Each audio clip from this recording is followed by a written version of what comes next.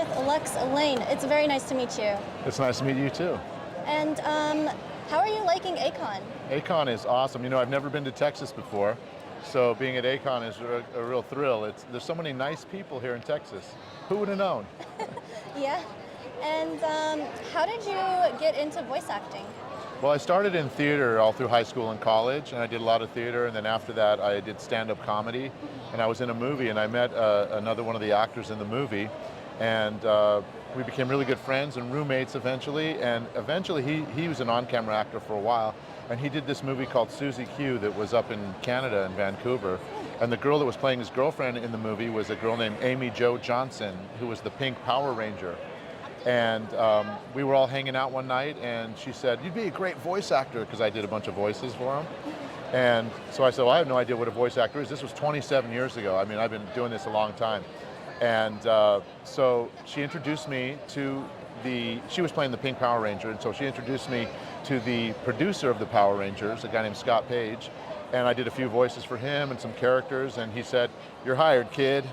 And so I started on the Power Rangers, and from there I did a bunch of voice sound-alikes for different studios, and eventually this casting director named Andrea Romano cast me in a bunch of shows like The Batman and Justice League Unlimited and Legion of Superheroes and things like that, Avatar: The Last Airbender.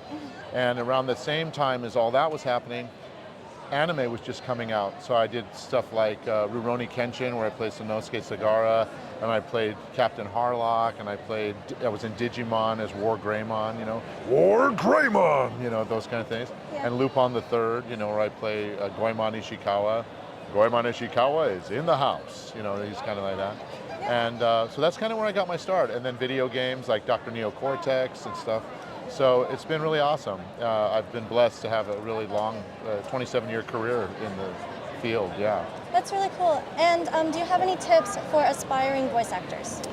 Yes, remember two things. One is that there's no other you, so you're the only version of you that there is. There's not like 10 of you running around.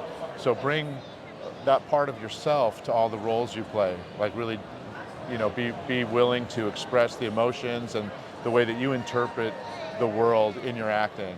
So that's one. And the other one is, you may have heard this from other voice actors already, but there's a great website that D. Bradley Baker created called iwanttobeavoiceactor.com. It's a free site, and anybody who's interested in voice acting can go there and get all kinds of resources and, you know, be pointed in the right direction to create your demo and to how to practice, what to practice. It's really cool. You should check it out if you're interested in voice acting. Awesome. It was very nice meeting you. Yes, nice to meet you too. Bye, guys. Bye.